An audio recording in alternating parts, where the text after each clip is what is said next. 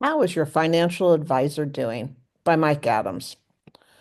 Most investors have little or no idea of how well their accounts are doing when compared to what they might be doing.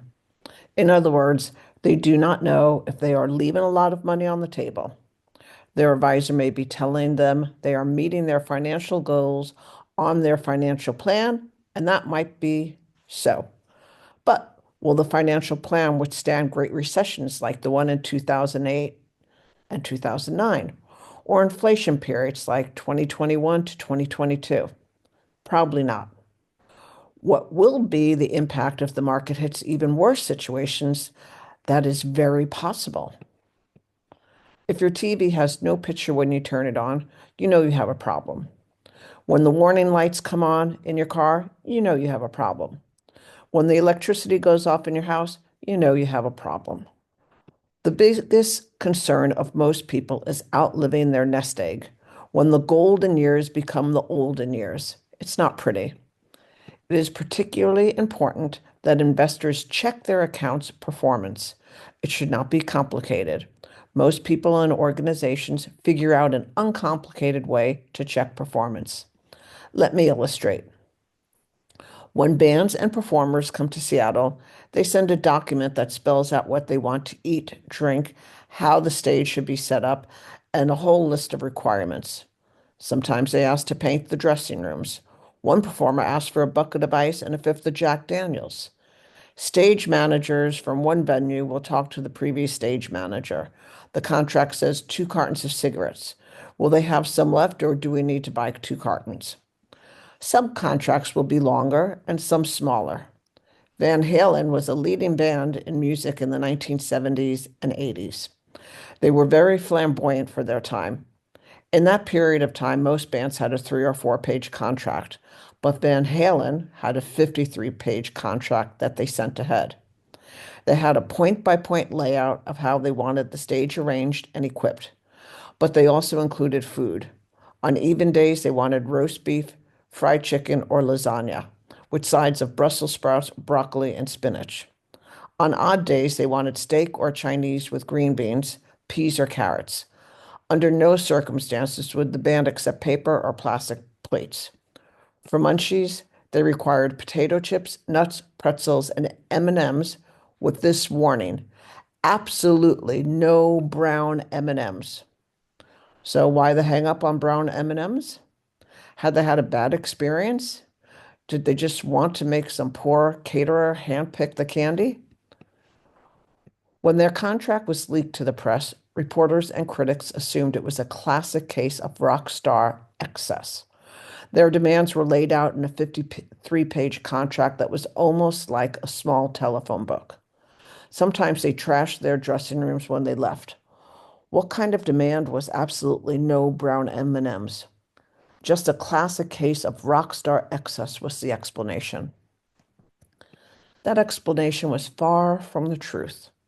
The Van Halen show was an extravaganza. They had a colossal stage set, booming audio, and spectacular light effects. All required a great deal of space, structural support, and electrical power. Many arenas where they played were outdated. The 53 pages laid out point by point instructions to ensure enough physical space, enough load bearing capacity, and enough electrical power.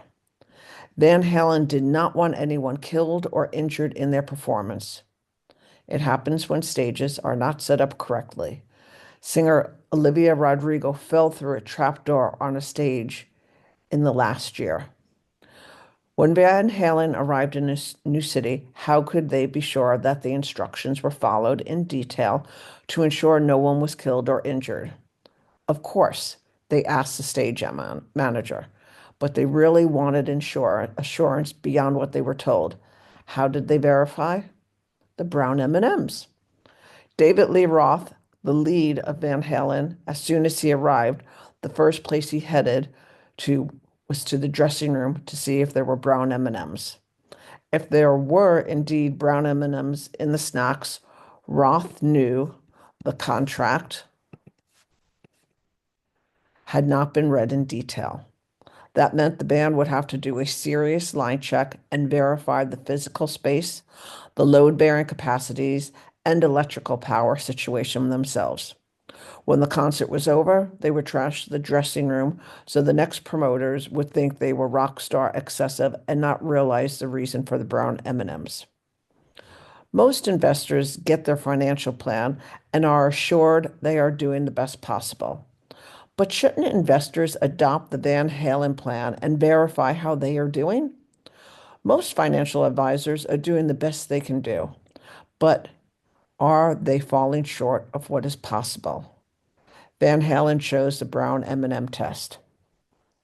It's not that complicated for most investors as they look at their accounts and hear from their advisors how well they have done.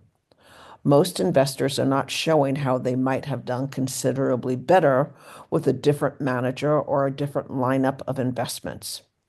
Most investors accept at face value their advisor is doing his best for them, but it does not mean the investor is getting the best advice or the best long-term management.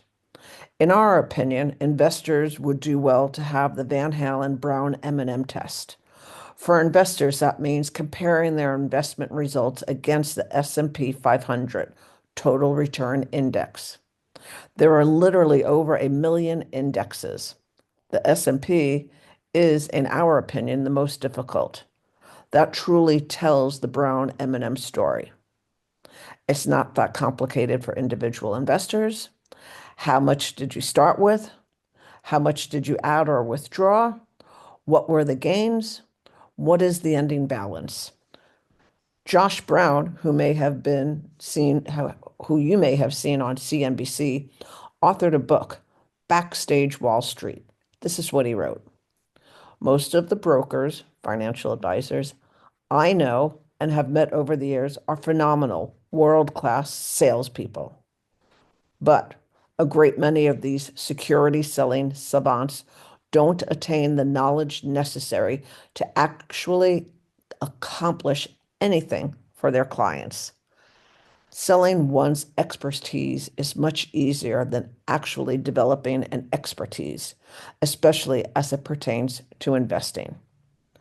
Van Halen had an extravagant performance, and they had a system to ensure that their stage was set up correctly. Do you, the investor, have your own M&M test? If not, how can you be sure you are getting the best advice?